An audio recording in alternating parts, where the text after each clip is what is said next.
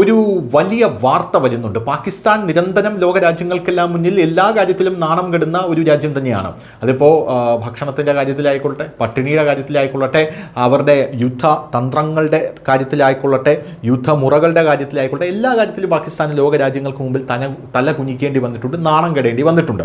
ഇപ്പോഴിതാ ഇന്ത്യക്കെതിരെ നിരന്തരം ഗൂഢാലോചന നടത്തുന്ന പാകിസ്ഥാൻ വീണ്ടും അന്താരാഷ്ട്ര തലത്തിൽ നാണക്കേടിൻ്റെ വലിയൊരു സാഹചര്യം. ഇത്തവണ നാണക്കേടിൻ്റെ ഗ്രാവിറ്റി കുറച്ച് കൂടുതലാണ്. അത് നേരിട്ടു പാകിസ്ഥാൻ രഹസ്യാന്വേഷണ ഏജൻസി ആയിട്ടുള്ള ISIയുടെ ചാരശൃംഖലയെ റഷ്യ ഇപ്പോൾ പിടികൂടിയിരിക്കുകയാണ്. റഷ്യ അവരെ തുറന്നു കാട്ടിയിരിക്കുകയാണ്. റഷ്യയിൽ നിന്ന് S-400 ഹെലികോപ്റ്റർ സാങ്കേതികവിദ്യ തുടങ്ങിയ നൂതന വ്യോമ പ്രതിരോധ സംവിധാനങ്ങൾ മോഷ്ടിക്കാൻ ഈ ശൃംഖല ശ്രമിച്ചു എന്നാണ് പറയുന്നത്. ഈ സാങ്കേതികവിദ്യകൾ ഇന്ത്യൻ വ്യോമസേനയുടെ ആധുനിക പ്രതിരോധ സംവിധാനത്തിൻ്റെ ഭാഗമായതിനാൽ ഇന്ത്യയുടെ സുരക്ഷയ്ക്ക് റഷ്യയുടെ ഈ നടപടി വളരെ പ്രധാനപ്പെട്ടതായിട്ടാണ് കണക്കാക്കപ്പെടുന്നത്. S-400 മിസൈൽ രഹസ്യങ്ങൾ മോഷ്ടിച്ച ISI ഏജന്റിനെ റഷ്യ ഇപ്പോൾ കൈകാര്യം ചെയ്തിരിക്കുന്നു എന്ന റിപ്പോർട്ട് പുറത്തു വരുന്നു. മാധ്യമ റിപ്പോർട്ടുകൾ പ്രകാരം ISIക്ക് വേണ്ടി ജോലി ചെയ്യുന്ന ഒരു റഷ്യൻ പൗരനെ സെൻറ്റ് പീറ്റേഴ്സ്ബർഗിൽ റഷ്യൻ രഹസ്യാന്വേഷണ ഏജൻസികൾ അറസ്റ്റ് ചെയ്തു. രേഖകൾ കടത്തുന്നതിന് മുമ്പ് ചാരവൃത്തി അഴിമതി റഷ്യ പുറത്തു കൊണ്ടുവന്നിരിക്കുകയാണ്.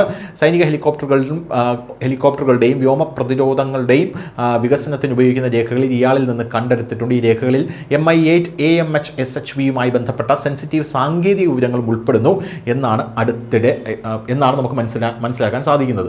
ഇപ്പോൾ പാകിസ്ഥാൻ ഒരു വഴിയേ മുന്നിലുള്ളൂ. അതായത് ഇനിയിപ്പോൾ പാകിസ്ഥാൻ ഇന്ത്യയോട് മുട്ടി ജയിക്കാൻ സാധിക്കില്ല. അതുകൊണ്ട് എങ്ങനെയെങ്കിലും ഇന്ത്യയെ തകർക്കുക എന്നുള്ള ഉദ്ദേശത്തോടു കൂടി പല രാജ്യങ്ങളിലും കയറി ഇന്ത്യയുടെ ആയുധങ്ങൾ എന്താണ്, ആയുധങ്ങൾ എങ്ങനെ തകർക്കാം, ആയുധങ്ങളുടെ രഹസ്യങ്ങൾ എന്തൊക്കെയാണെന്നൊക്കെ നോക്കാനുള്ള നീക്കമാണ് പാകിസ്ഥാൻ നടത്തുന്നത്.